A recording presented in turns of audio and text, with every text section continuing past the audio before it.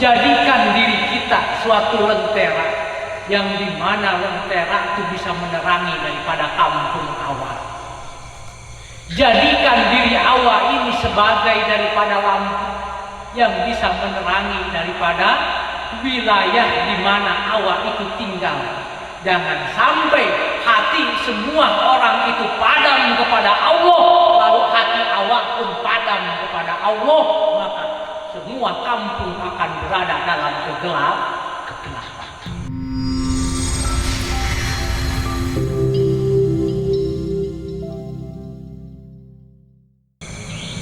Lalu kalaulah seandainya yang paling berat menjalani kehidupan itu adalah menanggung amanah, berarti ada juga lah lawan daripada berat, yaitu ringan. Apa yang paling ringan dalam kehidupan kita? Jadi yang paling ringan apa dalam hidupku? Yang paling ringan adalah hakikatnya bukan hal-hal yang lain yang kita jalani dalam hidup, tapi yang paling ringan menjalani kehidupan di dalam kehidupan itu adalah meninggalkan sholat. Siapa yang tak pernah meninggalkan sholat? Baik itu masih lajang ataupun karena ngantuk ketiduran, apalagi subuh. Bangun udah terbit matahari, Pak. Dan dempet aja dengan duha, kata dia kan. Jadi sholat subuh sering didempet dengan sholat duha. Nah, jadi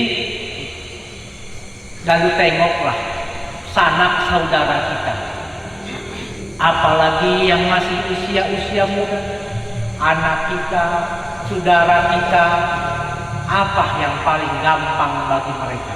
Apa yang paling ringan? Meninggalkan sholat. Seolah-olah tidak merasa meninggalkan sholat itu dosa.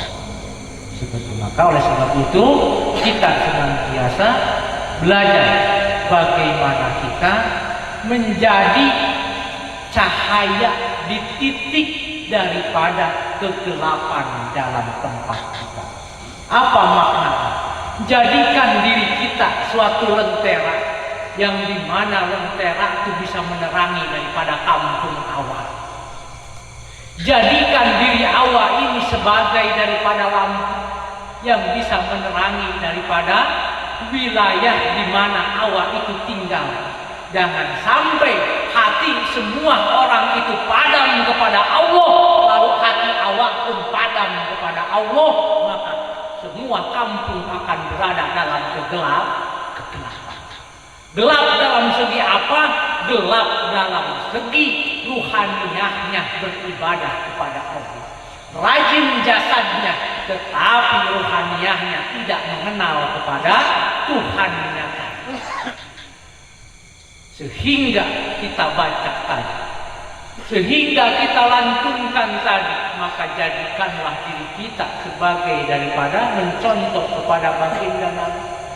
Apa tadi? Anta samsun, anta badrun, anta nurun, fauqa nuri.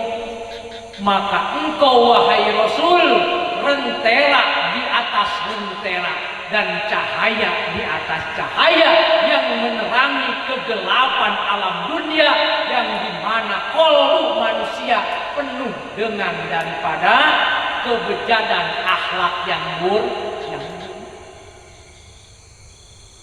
Jangan semua, udah tetangga awak buruk akhlaknya, udah daripada di masjid awak ini jamaah, ditengok cuman jasadnya aja beribadah, kolbunya tak hidup kepada Allah, awak pun tak mau menuntut ilmu tentang rohaninya, maka gelaplah masjid itu.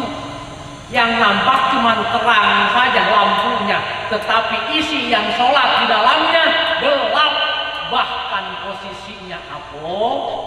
Ketika ada orang ikut berjamaah di masjid itu, lalu orang itu yang sudah batin niatnya disucikan oleh Allah, maka dia akan memandang yang sholat itu kepalanya berubah menjadi binatang. Karena kenapa? Niatnya selain Allah ketika sholat. Suatu saat kami memiliki kisah dari seorang guru kami. Dulu di Bangkalan Madura ada seorang wali terkenal, ulama besar yang bernama Syekh Khalil Bangkalan Madura. Di masa muda dia selalu berjalan menuntut ilmu. Lalu di masa mudanya itu bahwasannya di Banten ada seorang ulama besar yang baru pulang daripada tanah Mekah. Seorang ulama Banten yang menjadi ulama besar di kota Mekah telah pulang senantiasa ke kampung halamannya yaitu Banten. Siapa itu? Syekh Nawawi Al-Bantani.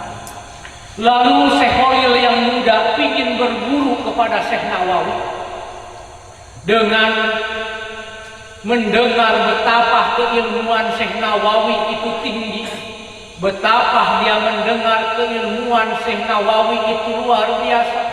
Dia mendengar Syekh Khalil itu mendengar keilmuan daripada Syekh Nawawi itu luas, kolbunya luas bagaikan alam dunia, maka ilmunya terpancarkan ke semua pelosok negeri.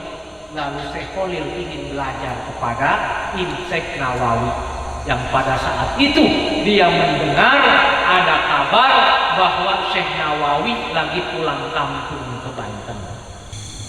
Lalu berangkatlah Syekh Khalil yang muda, masih mudanya masih belajar, ingin menjumpai Syekh Nawawi Al-Bantani di Banten. Dari Madura ke Banten berapa kilo itu? Beda provinsi. Madura itu Jawa Timur paling ujung. Seperti itu. Bahkan menyeberang lautan. Sekarang ada jembatan yang disebut dengan jembatan Suramadu. Lalu dia naik sampan dari Madura, menepiklah di Jawa Timur. Lalu dia berjalan kaki ingin sampai ke Banten. Di perjalanan adalah salah satu waktu sholat, singgahlah dia, karena di kampung itu ada masjid. Singgah dia sambil istirahat karena kecapean. Lalu ikutlah dia berjamaah dengan orang kaum, imamnya kiai imam sholat. Maka dia berdirilah di belakang imam beserta dengan makmum yang lain orang kampung situ. Lalu ketika imam itu komat lah, ada orang yang komat, lalu mendirikan sholat berjamaah di masjid. Ketika sholat berjamaah itu didirikan, Syekh Khalil tertawa, golak-golak dia ketika sholat itu. Didengar oleh imam Tuma, dalam hatinya siapa yang bergolak-golak di belakang itu? Tak beradab, katanya seperti itu. Baru tiap ruku golak, sujud golak dia, kenceng golak-golaknya tuh, sambil kedengaran sama yang lain, sama orang yang salat berjamaah di situ. Lalu ketika selepas sholat, ketika imam tahiyat akhir, assalamualaikum ke sebelah kanan, assalamualaikum ke sebelah kiri, langsunglah imam itu menghadap ke belakang, lalu berkata, siapa tadi yang tertawa? Kata imam itu, kata Pak Kiai.